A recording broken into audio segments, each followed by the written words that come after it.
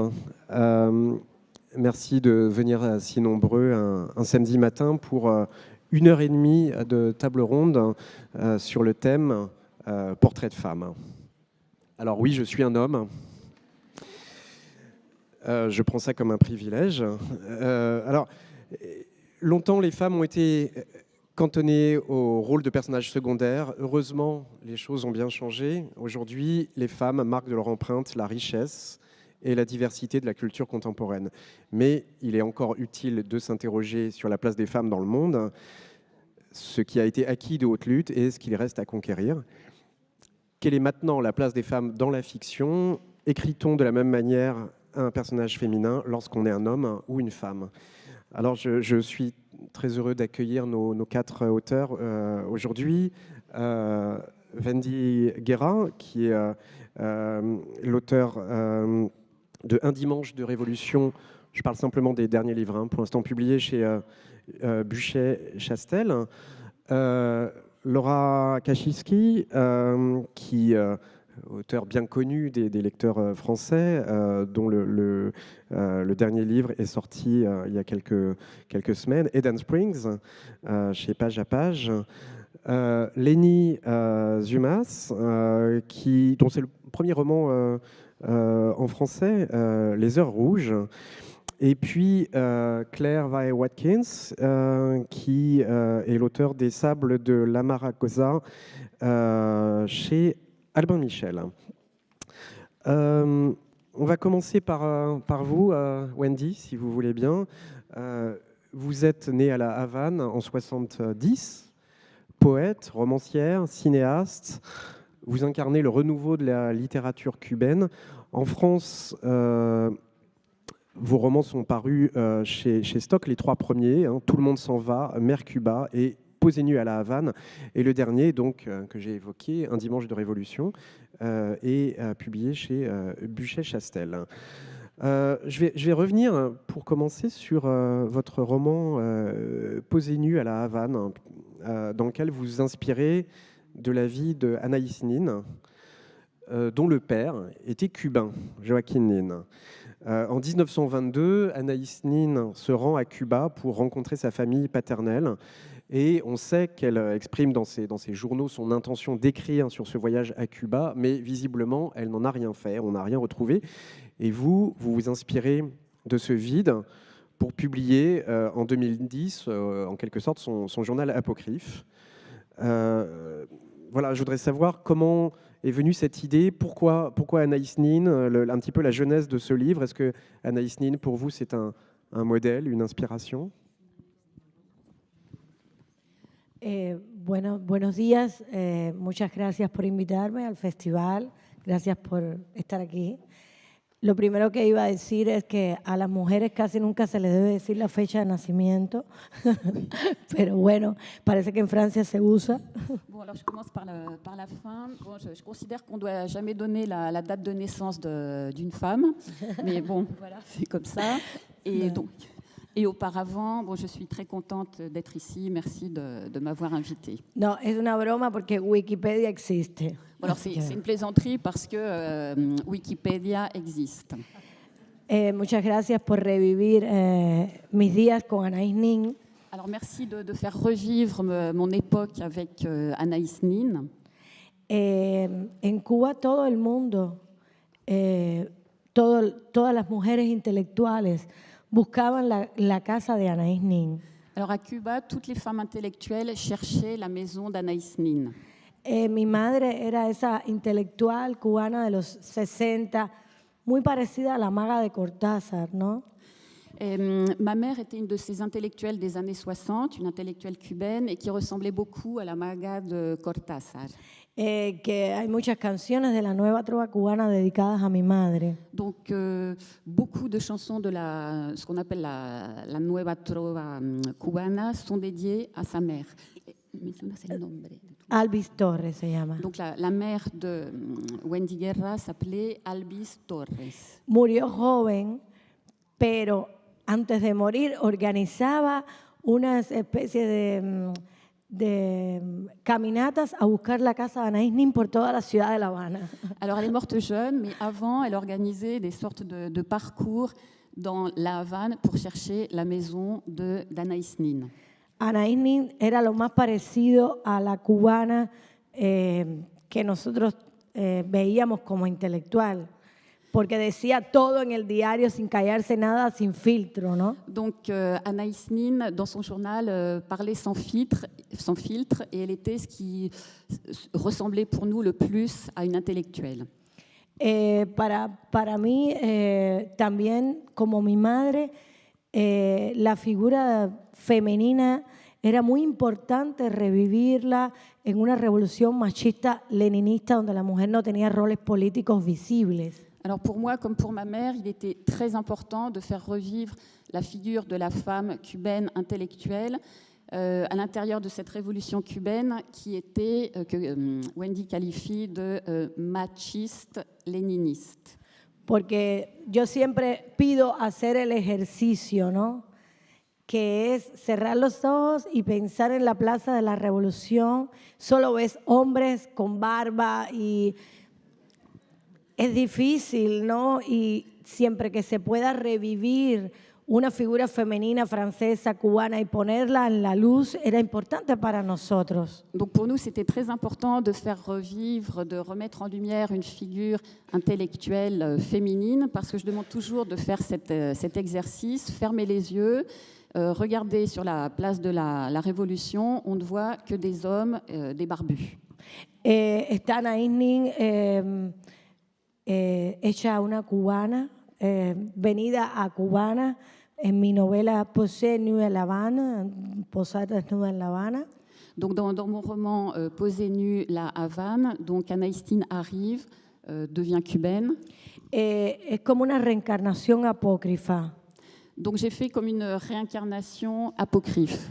Lo que yo supongo que ella hizo en sus días cubanos, el 1922-1923 en La Habana de esa época. Ce que je suppose qu'elle a fait l'année 1922-1923 qui correspond à son séjour à Cuba. Antes de terminar, quiero decir que te faltó una novela que para mí es muy importante en el mundo de la mujer cubana que se llama Noir, Negra. Alors avant de conclure, je voudrais mentionner que mon 4e roman a été oublié, donc c'est Negra, Noir. Negra, il a été publié sous ce titre chez Stock et qui est très importante parce que je parle de la femme cubaine noire. Y Nunca fui primera dama, que es la ausencia de poder femenino en Cuba. Et alors je ne trouve plus le titre français, Nunca fui. Se llama Mère Cuba, Mère Cuba. Que se llama Nunca fui primera dama. Oui, parce qu'en espagnol, le titre original était Je n'ai jamais été première dame.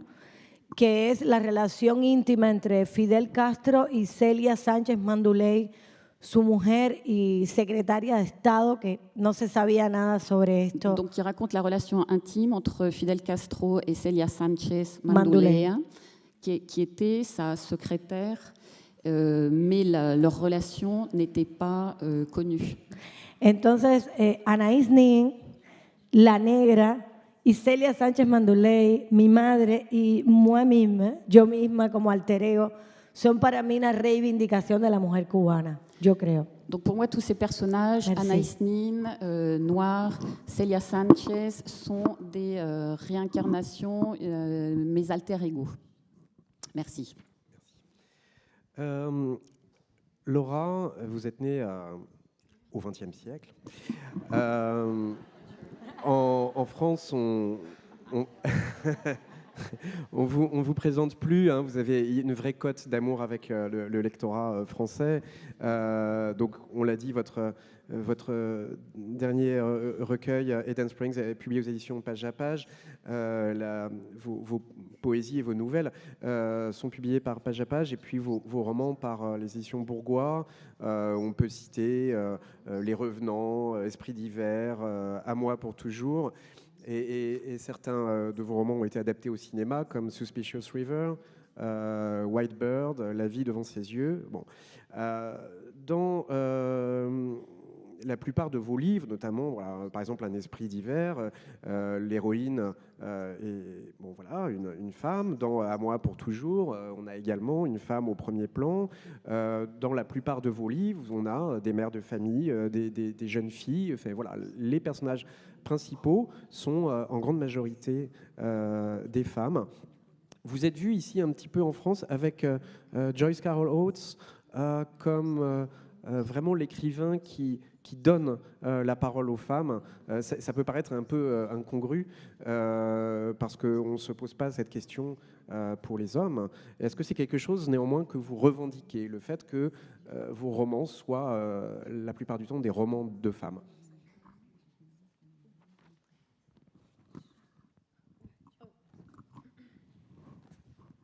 I'm sorry to start with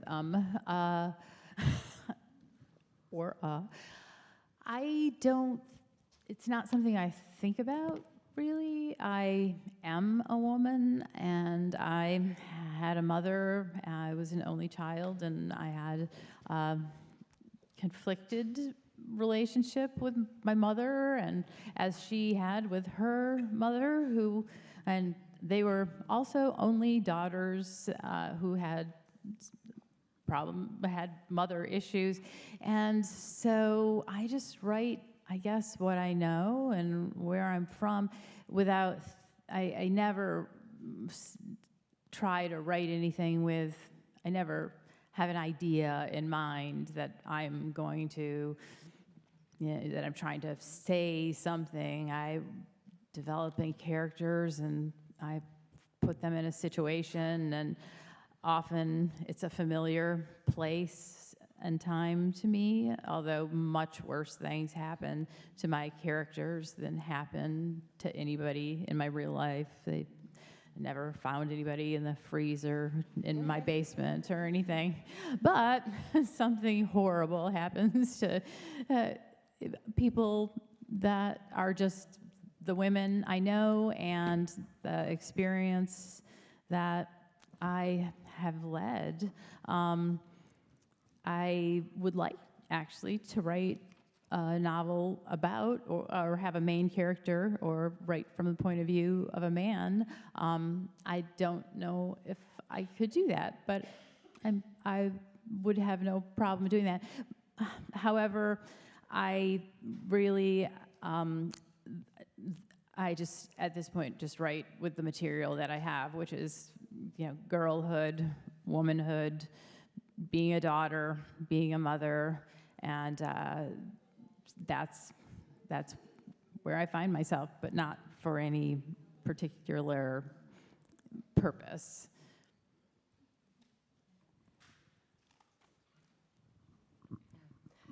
Oui, eh bien, je commencerai par dire que je suis une femme, avant tout.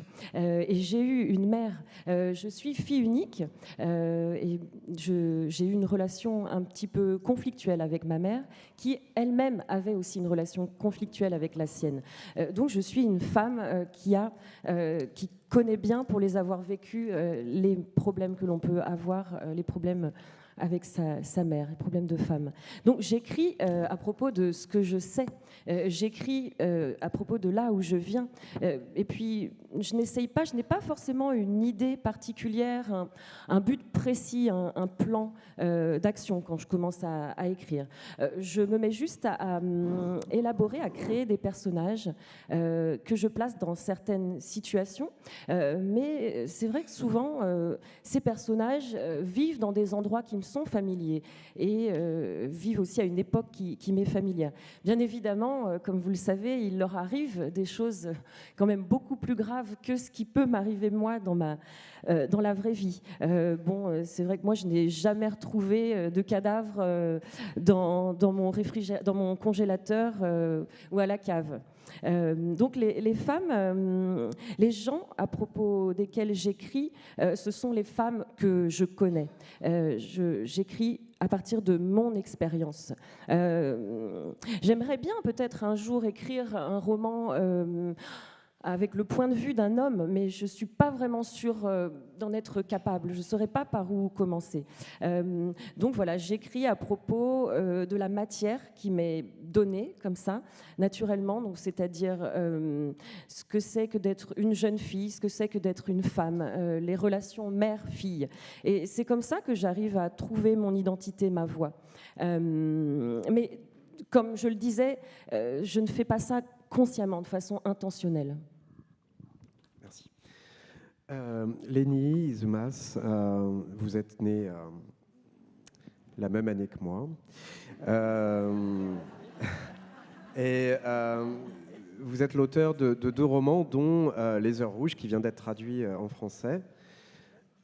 Bon, c'est difficile d'ignorer quand on lit votre livre. Alors, on n'y pense pas forcément, mais quand on lit les critiques insistent toutes sur un point, c'est que il y a 4 personnages avec 4 voix qui s'entremêlent, et ce sont toutes des femmes.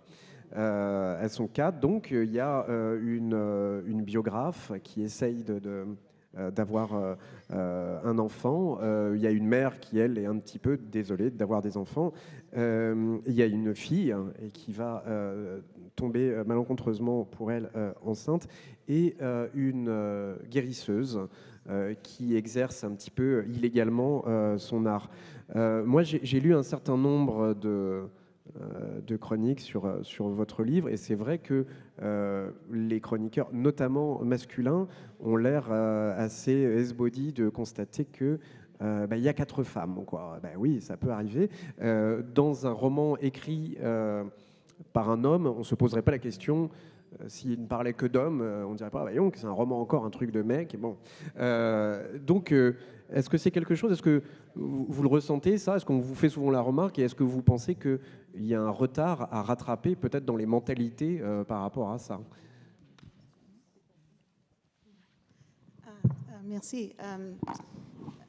I should also say the age of both me and you is 46.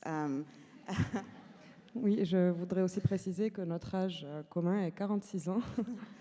The reason I bring that up is most of my life I have felt that numbers are really against women. Je dis ça parce que pour la majorité de ma vie, j'ai toujours pensé que les chiffres jouaient toujours contre les femmes. Like we should keep our weight secret, keep our age secret, keep secret, sort of the kind of facts of our life in order to perform a more pleasing persona. On ne dit pas son poids, on ne dit pas son âge, on cache certains détails de sa vie pour faire plaisir aux gens qui nous perçoivent et qui nous voient. So what I've started to do in my 40s is try to frequently state my age, because then I'm not sort of participating in that sort of shaming or silencing. Donc depuis que je suis une quadragénaire, j'insiste pour dire mon âge, révéler ce genre de détails, et comme ça, je ne participe pas à cette espèce de culture de la honte qu'on nous impose. I like your question because it's true that when we read a Hemingway novel about a band of men in the Spanish Civil War, the reviews are not saying, oh my gosh, there's 4 men. Right? J'aime bien votre question parce que quand on lit un roman d'Hemingway qui parle d'un groupe d'hommes dans la guerre espagnole, personne ne dit « Oh mon Dieu, il y a tellement d'hommes dans ce roman ». And I think I like the number 4 a lot. There's a moment in Susan Sontag's journals where she talks about the fact that the writer must be 4 people. And I can't paraphrase her with any kind of specificity. Maybe someone here remembers, but it's something along the lines of a writer must be the mystic, the critic, the fool, and there's one other category, the sort of art maker. Oui, et pour citer plus ou moins Susan Sondheim dans ses journaux, qui disait que chaque auteur devait être plus ou moins 4 personnes. Donc je ne suis pas sûre exactement des 4, mais il y a un mystique, un critique, un idiot, et le quatrième, je m'en souviens pas exactement. Un artiste, je ne sais pas. When I was writing Red Clocks, I started out very much in the sort of privacy of not knowing and not planning. Laura was mentioning something similar, that I don't start out with an intention, okay, 4 women who will represent the 4 aspects of womanhood or something like that. Mais donc quand j'ai commencé à écrire Les Heures Rouges, je n'avais pas de plan prédéterminé. Comme le disait ma collègue, je n'ai pas commencé en me disant chacune de ces femmes va représenter tel et tel aspect de la fémininité. But I think later in writing this book, I became a sort of different person who was kind of anticipating that, how the design of the book might sort of have a particular political consequence. Et au fur et à mesure que j'écrivais ce livre, je commençais moi-même à me transformer en quelqu'un qui a commencé à se rendre compte de l'incidence politique qu'aurait cette histoire. And one of those consequences that I started to notice was all the men and characters in the book were very marginal and inconsequential, and as my own sweetheart said, total jokes. Et donc, au fur et à mesure que je l'écrivais, je me suis rendu compte que une des conséquences de cette histoire, c'est que tous les hommes dans le roman n'ont aucune importance, et comme mon partenaire le dit, ce sont des rigolos, des clowns, ils n'ont pas d'importance. And I decided to feel okay about that, not in any kind of reversal revenge, but more because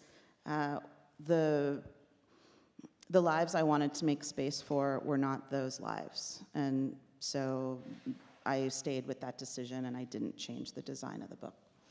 Quand je me suis rendu compte de ça, j'ai décidé que ça ne me posait pas particulièrement problème, non pas par esprit de vengeance, mais parce que ce ne sont pas les personnages les plus importants, ce ne sont pas les vies que je voulais mettre en avant. Merci. Claire, alors je suis embêté maintenant. Disons que votre année de naissance ressemble fortement au titre d'un roman de George Orwell. Vous êtes l'auteur d'un recueil de nouvelles, et puis les Sables de la Margosa, qui est votre premier roman, qui a fait sensation sur la scène littéraire américaine, et qui met en scène, dans un monde post-apocalyptique, une héroïne, Luz, qui est une femme dont, bizarrement, l'image, dès sa naissance, alors avant l'effondrement de la civilisation, on va dire, a été exploitée comme une espèce de jalon des différentes étapes, quoi, hein. Donc elle s'appelait Baby Doon quand elle est née, et elle a rythmé la vie des Californiens durant des années. Par exemple, le gouverneur signe l'arrêté 45-79. Toutes les piscines de Californie devront avoir été vidées avant que Baby Doon soit en âge d'apprendre à nager. Vous voyez, elle a été l'espèce de totem de cet effondrement de la civilisation. Et aujourd'hui, quand commence votre livre, on peut dire que voilà, on est dans le temps de l'après. Est-ce que pour vous, c'est une façon de rebattre les cartes, c'est-à-dire que tout est remis à zéro, finalement, tout ce qu'on connaissait des codes de la civilisation a disparu avec elle. Du coup, on remet tout à plat. Est-ce que dans votre esprit, vous avez pensé ça et vous vous dites, bon, mais le problème, c'est est-ce que les vieux réflexes, les vieux atavismes ne vont pas revenir à la surface malgré la fin de ce monde? Est-ce qu'on n'en est pas toujours au même point dans les relations entre les hommes et les femmes, c'est-à-dire que les hommes exercent une violence sur les femmes? Thank you. Yeah, it's a very appealing idea that the ecological disaster, like the one in my novel, might wipe the slate clean and make society, in a way, more free for some people. I think the characters in my book would love to believe that, but as we see in the book, it doesn't happen. The same patterns of objectification and commodification and sexual violence and vulnerability. They're if anything, stronger, more intense, because it's about power, really. Merci. Alors oui, effectivement, il s'agit d'une idée séduisante, le fait qu'une catastrophe écologique puisse permettre de tout remettre à zéro et d'une certaine façon libérer certains membres de la société. Mais en fait, même si mes personnages aimeraient beaucoup ça, on voit que les choses ne se passent pas de cette façon. Il y a toujours la même objectivation, la même violence sexuelle, la même vulnérabilité, et toutes ces choses sont ressenties même de façon encore plus forte, plus intense. I think where my interest in this came from is probably The Road by Cormac McCarthy, and particularly the character of the wife. She's, minor character, but you notice that she takes a piece of obsidian to her wrist, and that's her response to the end time. She's not a survivor. And it seemed to me that she probably had very good reasons, that was a very informed decision. And so I wanted to have a character like Luz, who knows really well what society does to women. She's been turned into a propaganda symbol as a baby, and then she becomes a model later. So she's this human receptacle for ideas, and a lot of those ideas are destructive to her and to other sisters. So I think I was interested in that internalized misogyny and how you might try to tell yourself a story of resilience or strength when you are also constantly trying, your society is essentially just trying to destroy you.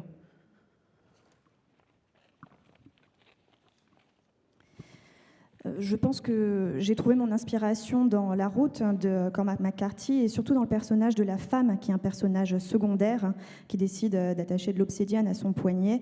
Et finalement, c'est ça sa réponse à la fin du monde. Et ce n'est pas une survivante.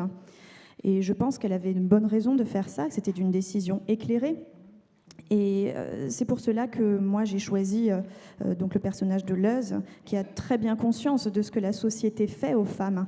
Lorsqu'elle est bébé, c'est un symbole de propagande, puis elle devient mannequin, et donc c'est un réceptacle humain d'idées destructives à la fois pour elle et pour les autres femmes. Et donc c'est ça qui m'a intéressée, cette espèce de misogynie intériorisée. Et donc la façon, donc même si on essaie de se convaincre d'une certaine résilience ou d'une certaine force, finalement la société détruit les femmes. Merci. Wendy, dans votre dernier roman, Cléo, l'héroïne est une poétesse et romancière d'origine cubaine qui se sent très seule à Cuba. Elle vient de passer 1 an prostrée dans son lit, enfermée dans le deuil impossible de ses parents qui sont morts dans un supposé accident de voiture, mais ça a l'air un peu plus compliqué que ça.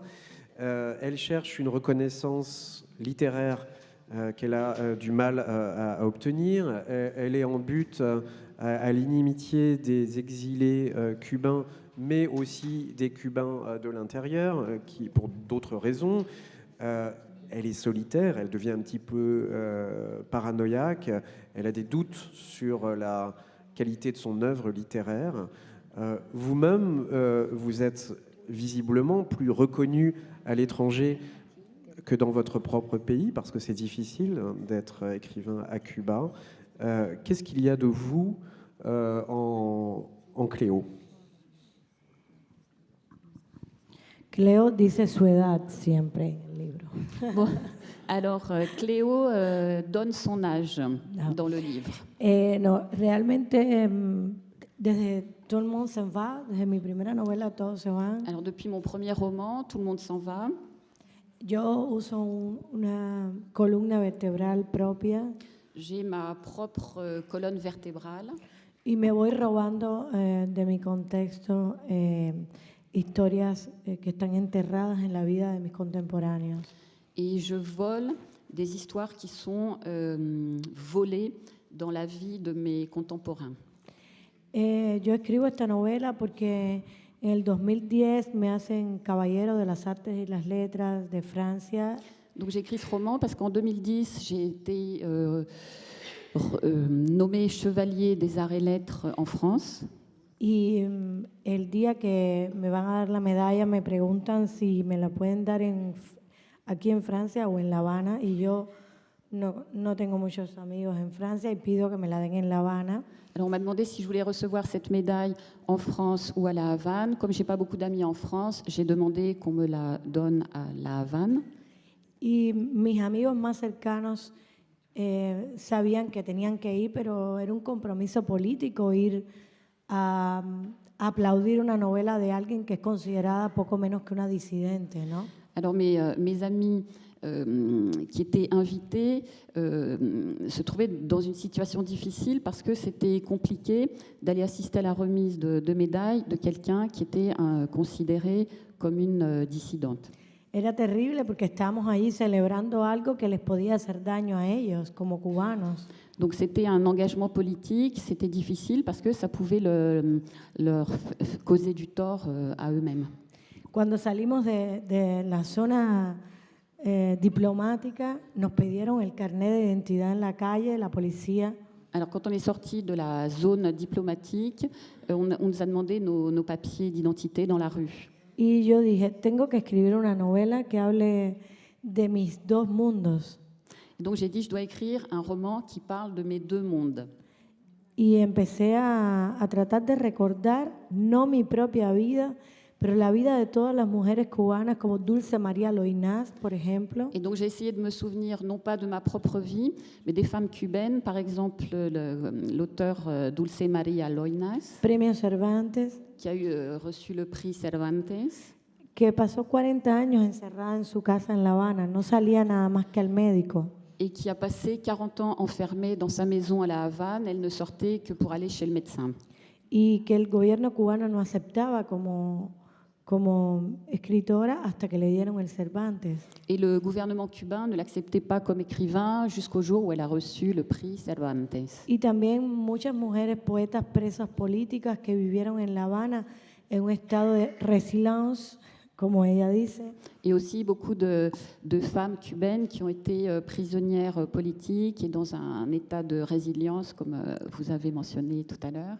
Lo importante también no era preparar un personaje que fuera una víctima, no. Ce qui était important, ce n'était pas de composer un personnage qui aurait été une victime. Yo quería una persona que pudiera hacer el amor, nadar, reír, bailar. Je voulais un personnage qui pouvait faire l'amour, rire, danser. Y esas cosas extrañas que pasan en mi país, que viene un actor de Hollywood, te toca la puerta.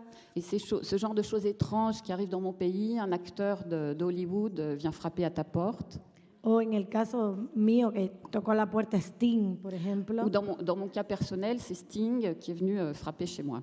Y es un país donde no puedes hacerte la víctima 300 páginas porque eso no es verdad. Vives también con mucho vigor, con mucha fuerza. Et c'est un pays où tu ne peux pas non plus te présenter comme victime pendant 300 pages.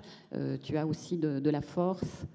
Y pasa desde el dolor profundo a la euforia profunda. Et on passe de la douleur profonde à l'euphorie profonde. Desde la soledad profunda a la promiscuidad colectiva profunda, ¿no? De la solitude profonde à la promiscuité collective la plus profonde aussi. Entonces, Cleo soy yo, pero son muchas mujeres que son víctimas, pero a la vez son victimarias. Es bien complicado para mí escribir esto. Cléo, c'est à la fois moi, des femmes qui sont victimes, mais qui sont aussi des victimaires. Tout ça, c'est assez compliqué. La pregunta es cómo otra escritora cubana no escribió esta novela, porque esto es tan obvio que pasa todo el tiempo en Cuba desde hace 50, 60 años. Alors la question, c'est aussi pourquoi ce n'est pas une autre auteure cubaine qui a écrit ça, parce que ça fait 50 ans que ça dure, que les femmes sont victimes. Gracias. Merci. Laura, dans votre dernier livre, traduit en français, Eden Springs, on découvre la figure de Benjamin Purnell, qui est un homme qui a réellement existé au début du siècle dernier, qui est un prédicateur, un petit peu l'ancêtre des gourous modernes, par qui et pour qui de nombreuses femmes vont souffrir dans ce petit livre. À la fin, cependant, elles ne sont pas toutes perdantes et certaines arrivent à se libérer de son emprise. En ce qui le concerne, c'est un petit peu grandeur et décadence, parce que finalement, les choses vont mal se terminer pour lui. Et alors, au départ, il a cette image de garçon lumineux, charismatique, habité. Et puis finalement, on se rend compte que comme la plupart des gourous, ce qui l'intéresse, c'est coucher avec le plus de femmes possible. Ça se termine mal pour lui à la fin du livre. Une des anciennes membres de la secte visite ce qui reste du domaine et il n'y a plus que des ruines. Est-ce que c'est la dimension un peu pathétique de ce personnage qui vous a fasciné?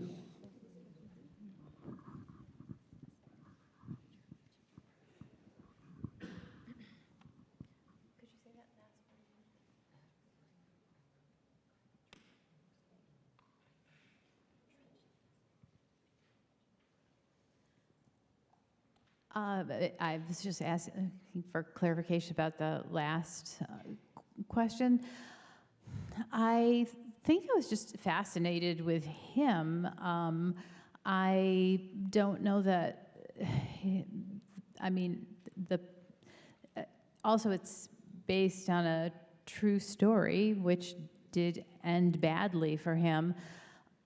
And also, it's based on a story that has been told through court transcripts, really, by so many different people who were members of the cult, and all of the stories contradict each other.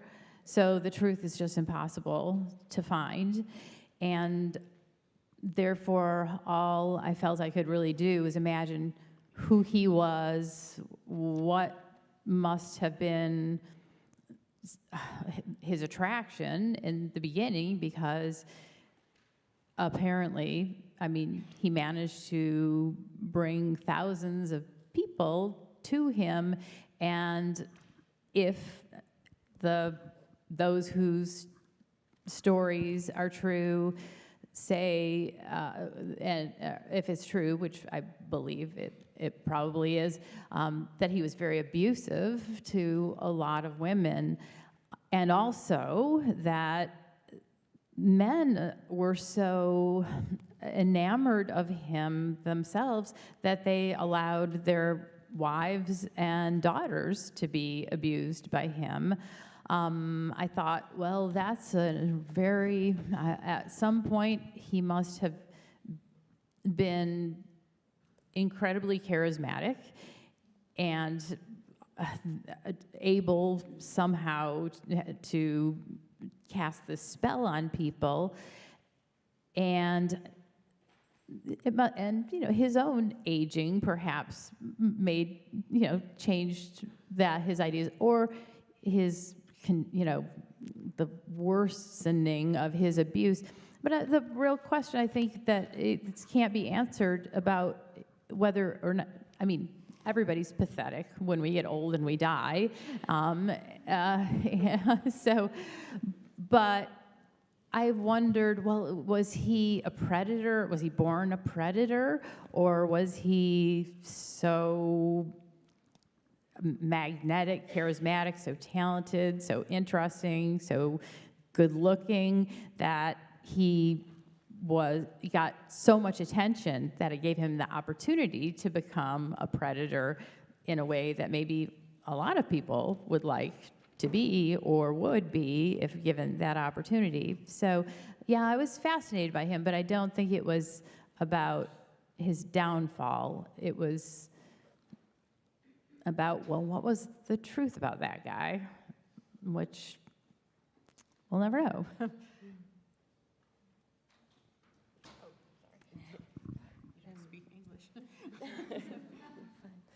Oui, je suis vraiment fascinée depuis le début par le personnage de Benjamin Purnell en lui-même, pas forcément par sa dimension pathétique ou tragique. Alors, l'histoire de cette secte d'Eden Springs, donc elle a été racontée en long, en large et en travers, mais à travers des récits au tribunal, en fait, plutôt par des transcriptions de déclarations pendant les procès ultérieurs. Et donc, ce sont effectivement des histoires vraies. Et énormément d'anciens membres de la secte ont témoigné, mais les histoires sont toutes très contradictoires. Et donc, la vérité à propos de ce qui s'est passé là-bas, on ne pourra jamais la connaître. C'est pour ça que moi, j'ai eu vraiment cette envie de savoir qui il était, lui. Et j'ai voulu savoir un petit peu comment il avait réussi à attirer autant de fidèles. Parce qu'apparemment, des milliers de personnes se sont converties à sa doctrine. Et donc, il y a énormément de personnes qui ont témoigné, qui ont raconté ces histoires plus ou moins vraies à propos de Benjamin Purnell. Alors, est-ce qu'elles sont vraies ou pas? Moi, je pense que oui. Et si elles le sont, eh bien, on doit se rendre à l'évidence que Benjamin Purnell était quelqu'un quand même de très violent et qui a fait beaucoup de mal autour de lui, et notamment à ses fidèles. Ce qui est aussi assez incroyable, c'est que donc non seulement les femmes et les jeunes filles se laissaient un petit peu maltraiter par lui, mais c'est aussi le fait que les hommes, eux aussi, étaient tellement fascinés et vouaient un tel amour à Benjamin Purnell qu'ils ont laissé ces agissements se produire. Ils ont laissé leurs épouses, leurs filles se faire traiter de la sorte. Donc, j'ai voulu creuser un petit peu l'origine et la nature du charisme de ce personnage de Benjamin Purnell. Parce que effectivement, c'est un homme qui a été capable d'envoûter, d'ensorceler des milliers de personnes. Alors, quand tu as parlé de sa décadence, du déclin de sa doctrine, je pense que c'est son vieillissement, tout simplement, qui a entraîné ceci. Ou alors peut-être, oui, le fait qu'il ait vieilli, et donc que son corps ne soit pas resté aussi intègre qu'il l'avait prédit, l'a forcé un petit peu à revenir sur ses idées.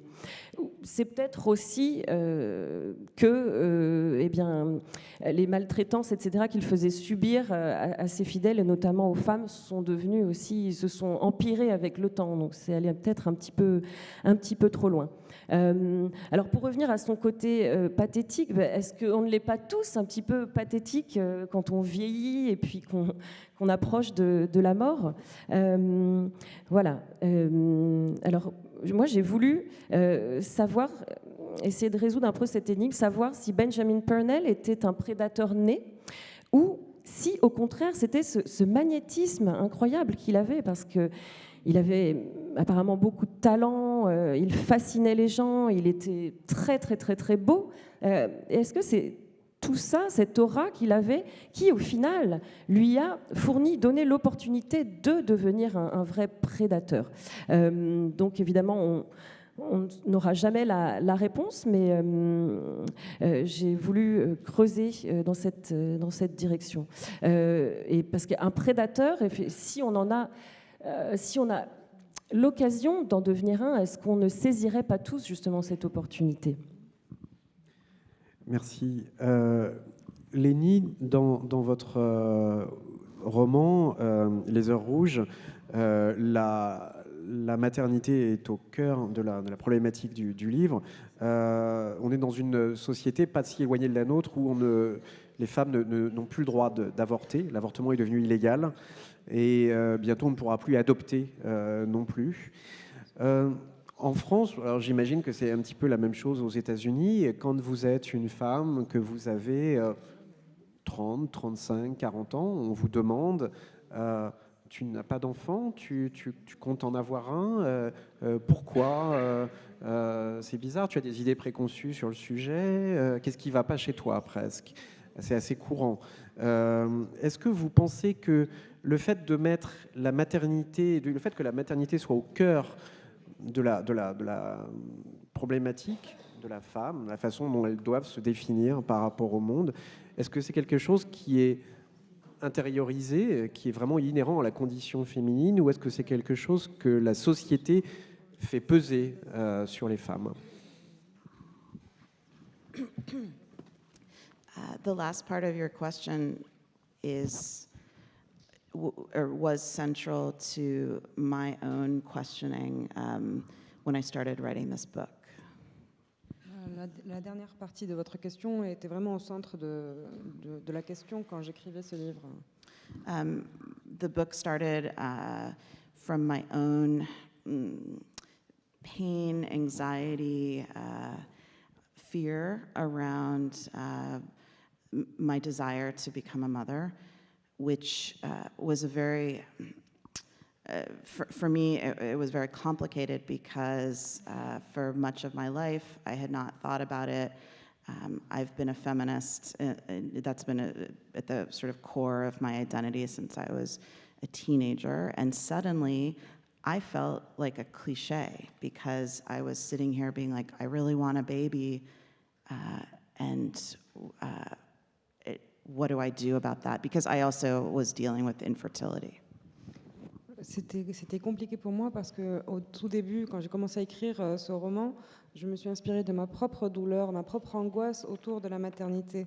J'ai toujours été féministe et en avançant dans l'âge, je me suis rendu compte, j'avais l'impression d'être un stéréotype en avançant dans l'âge, de me dire « Ah, mais je veux vraiment avoir un bébé et tout ça ». Et donc, et c'était difficile pour moi d'aborder cette question parce que moi-même, j'avais mes problèmes avec les problèmes de fertilité. And because it was hard for me to get pregnant, I wasn't getting pregnant, going to doctors a lot, becoming obsessed with numbers, like the rating of the eggs in my ovaries. Et donc c'était très difficile parce que j'essayais de tomber enceinte, j'étais tout le temps chez le docteur et je devenais obsédée par les statistiques, le nombre de follicules, etc. I felt really angry about that. The fact that here I was having kind of this question at the center of my story when, years before when I was a student of literature, I was so critical of the fact that in the 19th century, every plot line for women, at least in Anglophone literature that I was reading, it either ended in marriage or death, and the marriage part would usually include a baby. Et donc ça m'a mis en colère de me rendre compte de cela parce que quand moi-même j'étais étudiante et que j'étudiais la littérature, je trouvais ça lassant de voir que tous les romans anciens, pour les femmes, l'histoire tournait autour du mariage et cela incluait presque toujours un bébé. And so those questions were really sending me to these characters, and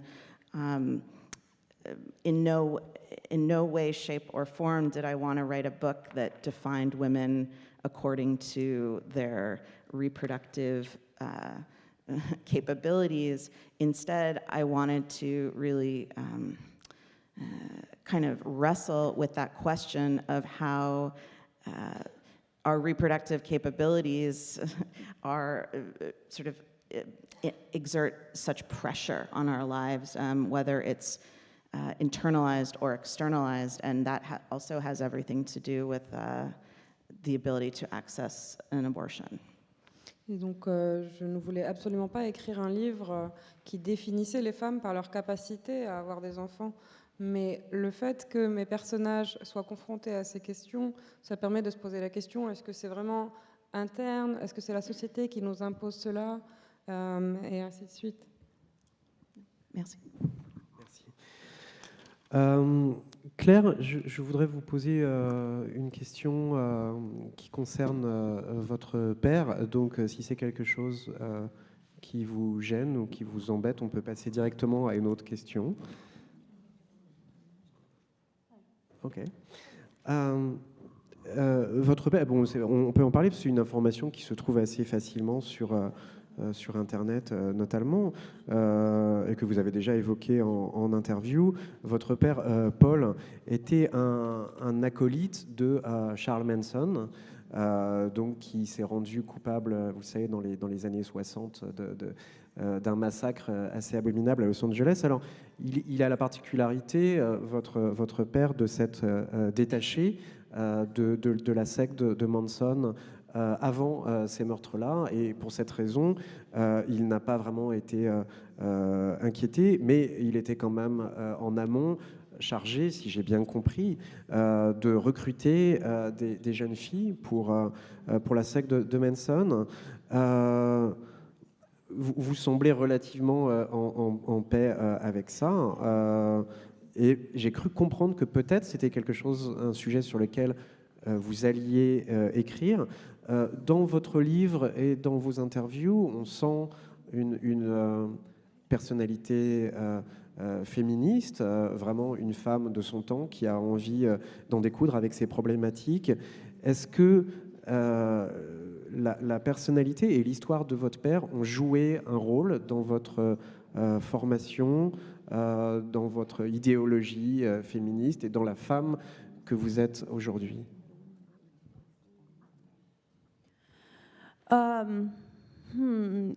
I would say that my father's story and the story of his involvement with the Manson family is a very important story to me, particularly because it came to me through my mother.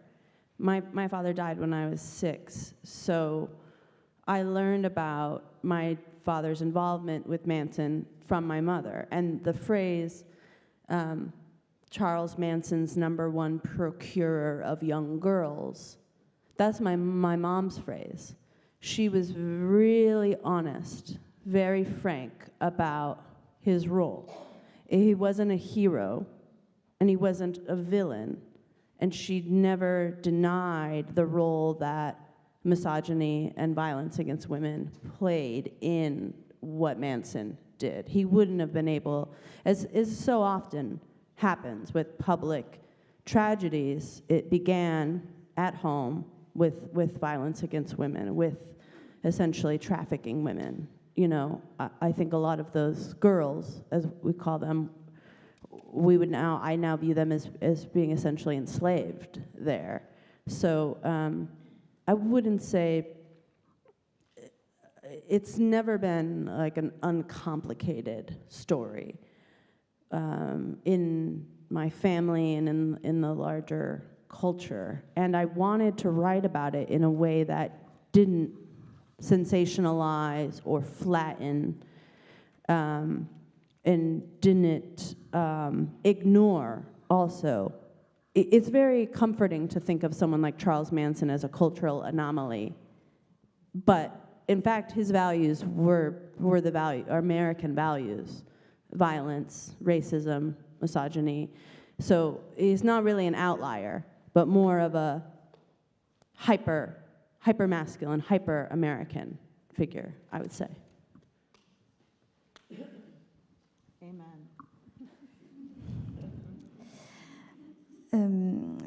Donc effectivement, le fait que mon père ait eu une implication avec Charles Manson a été très important pour moi, et d'autant plus que j'ai appris toute cette histoire par le biais de ma mère, puisque mon père est mort quand j'avais 6 ans. Donc tout cela, je l'ai appris par ma mère, et c'est ma mère elle-même qui a défini Charles Manson qui a défini mon père, comme le recruteur numéro 1 de Charles Manson.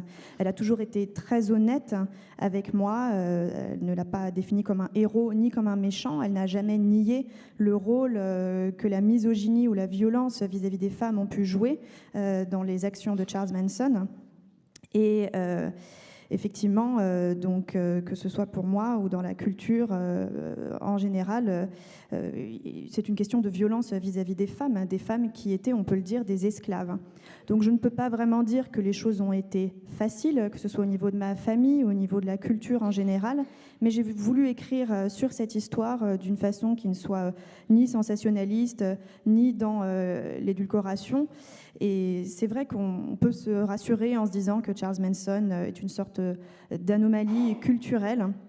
Mais en réalité, les valeurs qu'il incarne sont des valeurs comme la violence, le racisme, la misogynie, donc des valeurs américaines. Et finalement, lui-même n'était pas un marginal ou une anomalie, mais une sorte d'hyper-américain, donc de version exacerbée de tout cela. Merci. Wendy, j'aimerais que vous nous parliez, si vous le voulez bien, de votre mère, qui était poète, Albiz Torres, dont vous dites dans une interview, elle était un grand écrivain bien meilleur que moi. Elle n'a jamais été publiée, n'a jamais pu se détacher suffisamment longtemps de son travail pour le montrer à quelqu'un. Et la fois où elle l'a fait, son travail a été rejeté. Votre mère, si j'ai bien compris, a été la première personne à vous suggérer d'écrire un journal intime qui, par la suite, est devenu la base de votre travail. Quelle était l'importance de cette femme dans votre formation d'écrivain? Bueno, yo tengo una relación actual con mi madre muerta que es bien extraña. Bon, moi, j'ai actuellement une relation avec ma mère qui est morte, une relation qui est étrange. Yo pienso que vengo de una cultura realmente de realismo mágico, real. Bon, moi, je viens d'une culture qui est vraiment le réalisme magique. No es una pose, es... C'est pas une pose. Nosotros tenemos como muchos puntos de contacto con Colombia, por ejemplo.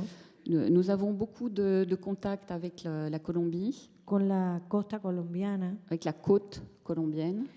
Y cuando fui a la escuela de cine que conocí a García Márquez. Et donc quand je suis allée à l'école de cinéma où j'ai rencontré García Márquez. Fue mi profesor y casi mi abuelo, ¿no? Alguien muy cercano a mí. Il a été mon professeur et presque mon grand-père, quelqu'un de très proche. Et me di cuenta que espiritualmente en el Caribe seguimos relacionándonos con las personas muertas. Je me suis aperçue que dans les Caraïbes, sur le plan spirituel, nous restons en contact avec les personnes décédées. Como una dilatación de nuestra propia vida. C'est comme une dilatation de notre propre vie.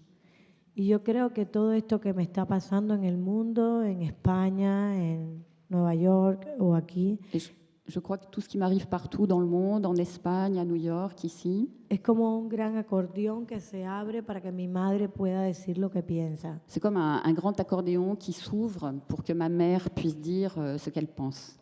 Mi madre, más allá de su obra concreta, que fue muy breve, alors au-delà de son œuvre concrète, qui a été très brève, era un brote, como un brote de la tierra, de lo que era la cultura post-revolucionaria, Ma ¿no? mère était comme quelque chose qui sortait de terre, de l'époque post-révolutionnaire. Y su gran obra era un gesto social. Et donc, son grand œuvre, c'était finalement quelque chose de social. Yo creo que mis diarios y mi vida no es más que una dilatación de esta cultura. Je crois que mes journaux sont une sorte de dilatation de cette culture. Y como una especie de espejismo de la obra de mi madre. Et j'ai commencé comme une sorte de mise en miroir de l'œuvre de ma mère. Me costó muchísimo trabajo creer esto, entenderlo. Alors, ça a été très difficile de croire ça, de le comprendre.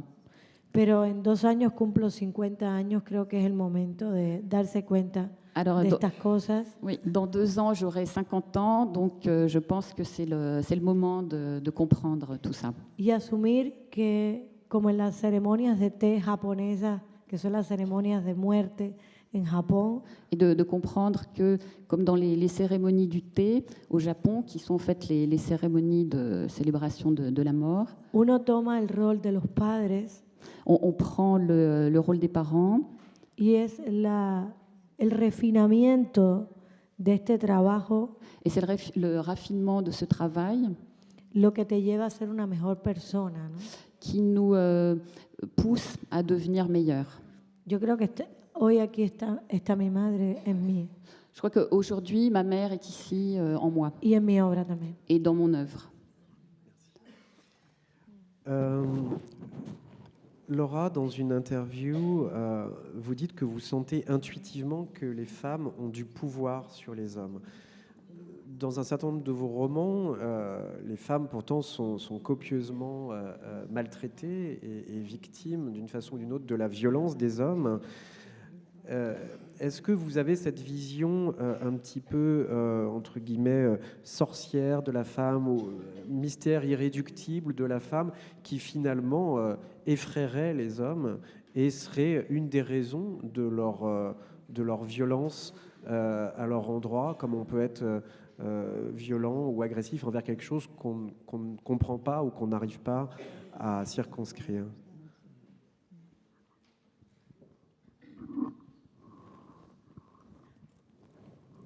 I think that I do think, as you've said, that I do think that women have power over men. I think I've seen, as the mother of a son, I've seen that power used by teenage girls against boys in a very different way than when boys are abusive to girls. It's often physical. With girls, it goes the other way. But I think that in my novels, I think that in my first novel, my main character was just such a victim of men, just utterly victimized by men and completely powerless. And I wrote that when I was quite young, and I think I felt that at the time. And then I think I saw other relationships and saw women in a variety of roles. I had in my family many women who were bullies and who were cruel to other women. So I have, it just makes it sound like I think everybody's bad, but I think everyone is capable of being abusive. And I have one other thing to say, but maybe. Okay, thanks. Oui, je pense, oui, et j'ai pu observer qu'effectivement les femmes exercent un certain pouvoir sur les hommes. J'ai pu le vivre en tant que mère d'un fils. J'ai vu comment des adolescentes peuvent justement utiliser leur pouvoir sur les garçons d'une façon très différente que celle que les garçons, eux, utilisent pour faire du mal aux filles. Les garçons, eux, c'est plutôt sur le plan physique que ça se passe, alors qu'avec les filles, c'est différent. Dans mon premier roman, et dans pas mal de mes romans, mais surtout dans le premier, la protagoniste est vraiment une victime absolue. Elle subit la violence des hommes d'une manière très, très, très dure. Et j'étais assez jeune quand j'ai écrit cet ouvrage, et je crois que c'était mon ressenti à l'époque. Et puis ensuite, j'ai eu l'occasion de découvrir d'autres types de relations entre hommes et femmes. Et donc, c'est vrai que dans mes œuvres, il y a tout un éventail de rôles féminins. Et ça vient un petit peu de mon expérience, car dans ma famille, il y avait pas mal de femmes assez tyranniques, qui se montraient très cruelles envers les autres femmes.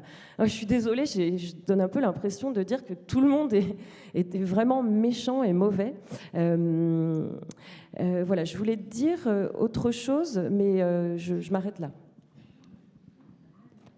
And so I was just also going to say, because I wrote poetry and was much more interested in writing poetry from a fairly young age, and all of my poetry idols were women, and I can almost, if I look back, trace who I've become by how that's changed. And as a typical teenage poet, female poet, I think somewhat typical, I teach a lot of them and see them. I was obsessed with Sylvia Plath. Everything I wrote imagining Sylvia Plath, approving of it.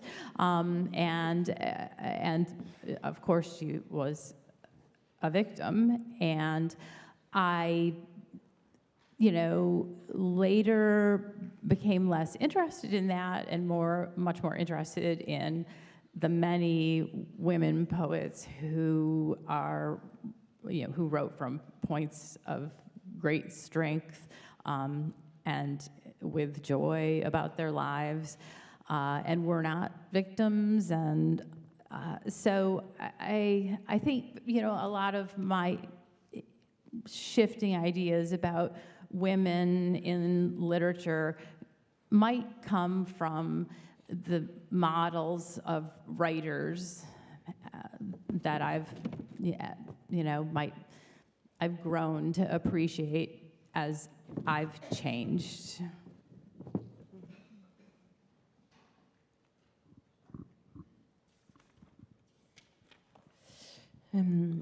Oui, parce que la poésie occupe une grande place dans mon œuvre et je m'y suis beaucoup consacrée quand j'étais plus jeune.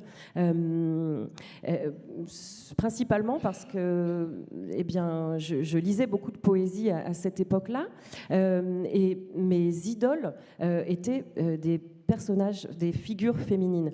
Et quand je reviens un petit peu, quand je repense à qui je suis, je peux pratiquement retracer tout le chemin que j'ai parcouru et tous les changements qui se sont opérés en moi par rapport à ces goûts en littérature et en poésie. Et donc quand j'étais une poétesse adolescente, un petit peu cliché, moi je me permets de dire ça parce que j'enseigne la poésie à des adolescentes et donc je les observe et je me retrouve un peu en elles. Eh bien, à cette époque-là, quand j'étais adolescente et que j'écrivais de la poésie, je vouais une obsession à Sylvia Plath. Quand j'écrivais, j'imaginais que Sylvia Plath m'observait et puis que j'essayais de savoir si elle allait approuver ou pas ce que j'écrivais. Et bien sûr, Sylvia Plath, s'il y a quelqu'un qui est une victime, c'est bien elle.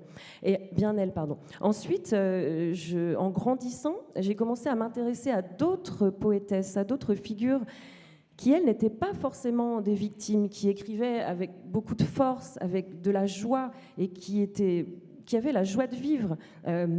Et ça m'a aidé à justement changer, à avoir une perspective différente sur la littérature, et puis aussi sur les personnages féminins et les femmes en littérature. Et donc, on peut dire que ma vision des femmes en littérature a évolué comme ça, de concert avec ces modèles, ces écrivains qui me servaient de modèles et que, en grandissant, je me suis mise à apprécier. Then I just a confession to make is that because I thought from a very early age I wanted to write, and all of my models and idols and heroes were women writers. Unless it was assigned to me in school, until I was about 30 years old, I never voluntarily read a single word written by a man unless it was in a newspaper or a movie with a script that had been written. Luckily, I'm not as sexist now as I was then, but I think, that everything I learned about writing at that time, I learned from those women models, and so yes, I think many of them saw women as potentially having a lot of strength, and as men often being as guilty of being weak as being manipulative and abusive. So anyway, but now I do read work by men now, voluntarily.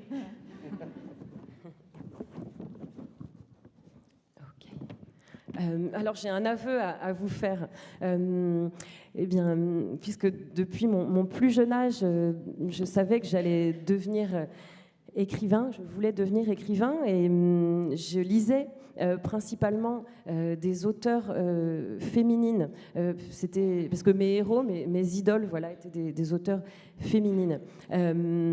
Et donc, à part quand je devais en lire, parce que c'était imposé à l'école, par exemple, en fait, j'ai pas lu une seule œuvre écrite par un auteur masculin avant d'être très, très, très âgée. Bon, alors maintenant, je suis un petit peu moins sexiste que je l'étais à l'époque, heureusement. Mais voilà, j'ai appris... Tout ce que j'ai appris en littérature vient de ces modèles féminins. Et c'est vrai que ces idoles que je lisais beaucoup et qui me fascinaient, eh bien, elles voyaient les femmes comme très très fortes et les hommes comme, oui, coupables d'une certaine faiblesse. Mais bon, maintenant, je lis beaucoup d'ouvrages écrits par des hommes, rassurez-vous. Et de son plein gré, dit-elle.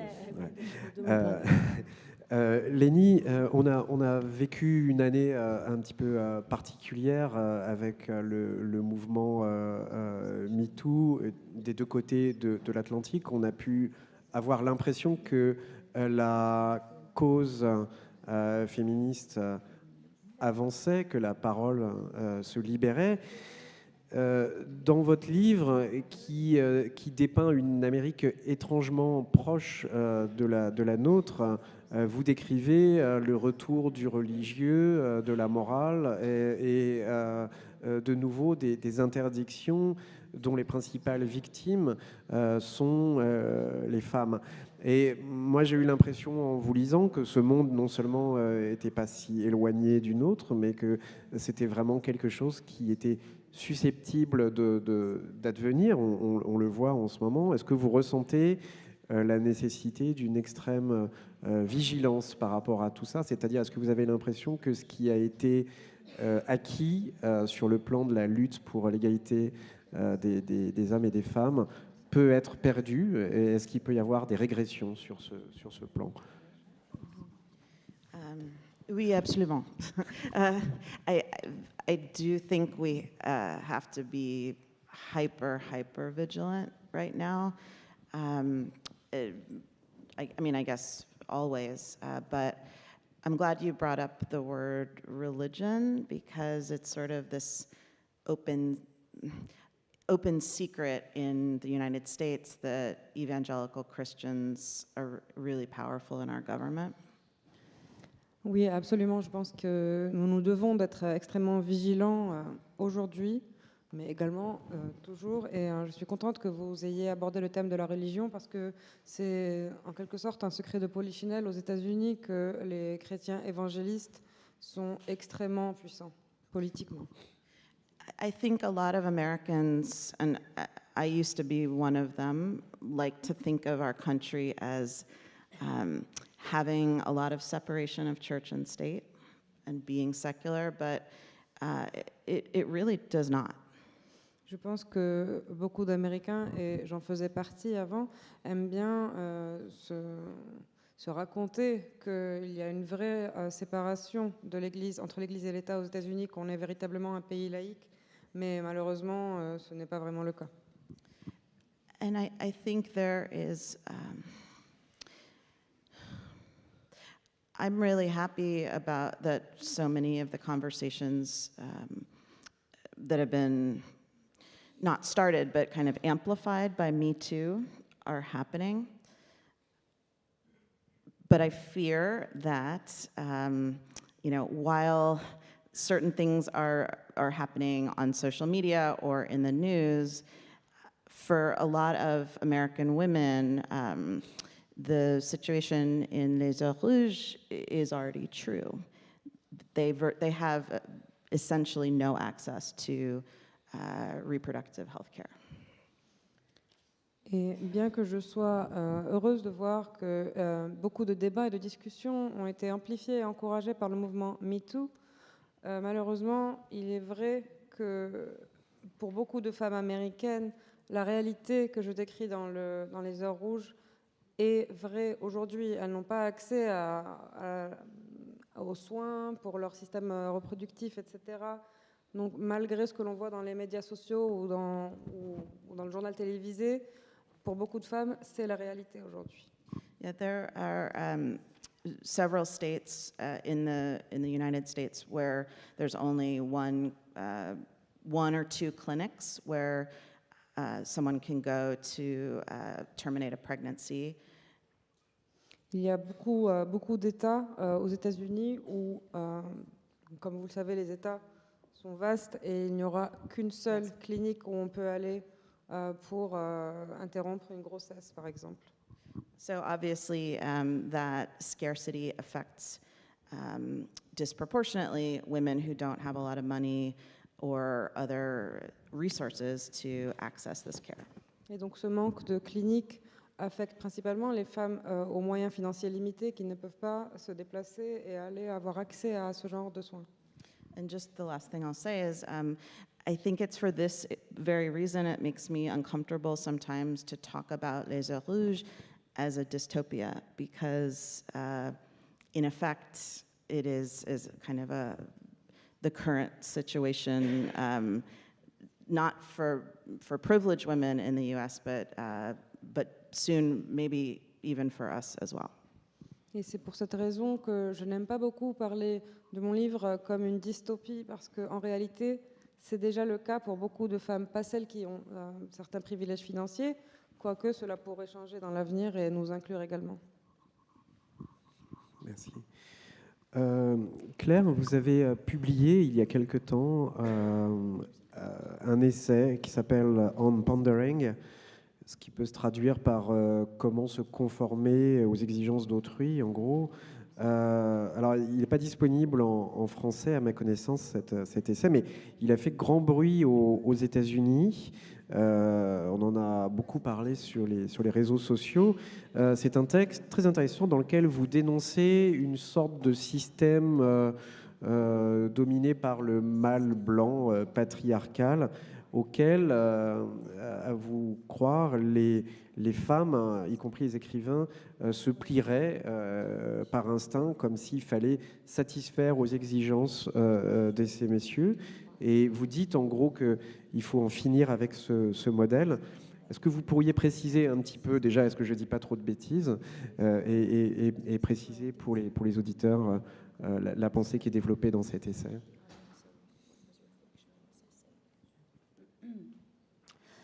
One of the things that I was really interested in with that essay is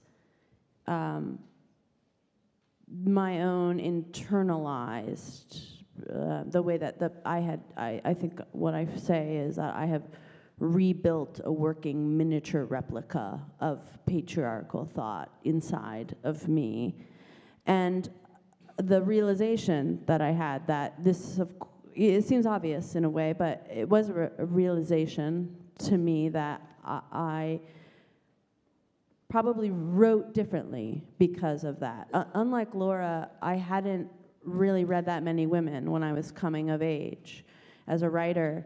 And I started talking to my friends, and we started talking about who we were writing towards when we were writing. And it was Philip Roth, Jonathan Franzen.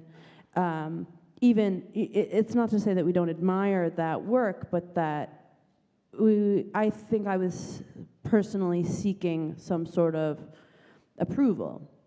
I mean, often a comment that I have on my writing, a compliment is, you write like a man. But I think that for many people that just means that you can write, which is a telling default, right? Yeah. So it's interested in that process in which the misogynistic culture comes into the work and changes whose stories we tell and how we tell them and what success might look like or what approval might look like. I've benefited from the mentorship and guidance of a lot of really prominent male novelists, and I'm very, very grateful for that, but I also really resent needing that as I get older, and just wondering if there is a way to interrogate how we decide what's good and notice that that's not like a pure objective standards. These ideas about, artistic merit often are, they come from from our patriarchal culture. So we might talk about a woman's writing as being more like a diary, more like she just sort of vomits her feelings onto the page, and there's not a lot of craftsmanship or intellect involved in it. Whereas, a man approaching a similar material, personal, domestic sphere celebrated unabashedly in that way. So just sort of these interesting double standards and what they do to a writer's psyche, I suppose I was interested in. Yeah. Une des choses qui m'a vraiment intéressée, c'est la façon dont moi j'ai intériorisé certaines choses, le fait que j'ai reconstruit une sorte de mini-système basé sur une réflexion patriarcale en moi. Alors c'était peut-être évident, mais je ne m'en suis pas rendu compte immédiatement. Et c'est vrai que contrairement à Laura, je n'avais pas énormément lu énormément d'écrivaines avant d'avoir un certain âge. Et lorsque j'en discutais avec des amis, en fait, petit à petit, on s'est demandé pour qui nous écrivions. Et la réponse était pour Philip Roth, pour Jonathan Franzen. Non pas que nous n'admirions pas ces auteurs, mais c'est vrai que ça a pu avoir une sorte d'impact et que je me suis rendu compte que je cherchais en quelque sorte l'approbation de ce type de personnes. Et généralement, quand je lis des critiques sur mes livres, l'un des compliments que je peux recevoir, c'est « tu écris comme un homme », ce qui signifie pour certaines personnes, en fait, simplement « tu sais bien écrire ». Donc c'est intéressant de voir l'impact que cette culture misogyne peut avoir, la façon dont elle peut s'intégrer dans les travaux d'un écrivain, la façon dont ça peut changer notre vision de la réussite ou de l'approbation qu'on peut avoir des autres. Et il y a beaucoup d'écrivains très importants qui m'ont soutenue et aidée dans mon travail, et j'en suis très reconnaissante. Mais de plus en plus, ça ne me plaît pas de penser que j'en ai besoin. Et peut-être qu'il faut repenser la façon dont on décide de ce qui est bien ou pas artistiquement, que le mérite artistique peut-être n'est pas un objectif en soi, et qu'en tout cas, certaines choses sont vraiment fondées sur le patriarcat. Lorsqu'on est une femme et lorsqu'on écrit, généralement, on se focalise beaucoup sur tout ce qui est journaux, comme si une femme vomissait ses sentiments et ses émotions sur une page, comme s'il n'y avait aucun art ou aucune réflexion derrière tout ça, alors que si c'était un homme qui faisait la même chose, ce serait célébré en grande pompe. Donc il y a vraiment un système un peu deux poids, deux mesures, et ça a un impact sur le travail d'une écrivaine. Merci. Il va être 13h, nos intervenantes ont certainement faim et se remettent pour certaines d'un décalage horaire important. On va donc les délivrer. Mesdames, je voulais vous remercier pour votre franchise et votre empathie. Je vais rappeler, j'espère qu'on a donné à travers ce débat l'envie de lire vos ouvrages. On va simplement rappeler les derniers livres paru, Wendy Guerra, Un dimanche de révolution chez Buchet-Chastel, traduit de l'espagnol par Marianne Millon, Eden Springs de Laura Akashiski, aux éditions Page à Page, traduit par Céline Leroy, le livre de Lénie Zumas, Les Heures Rouges, aux presses de la Cité, traduit par Anne Rabinovitch, et Les Sables de la Margosa de Claire Vai Watkins chez Albin Michel, traduit par Sarah Gursel. Tous ces livres, évidemment, vous les retrouvez ainsi que leurs auteurs sur le salon et puis bien d'autres aussi. Je vous remercie pour votre écoute et je vous souhaite un bon appétit.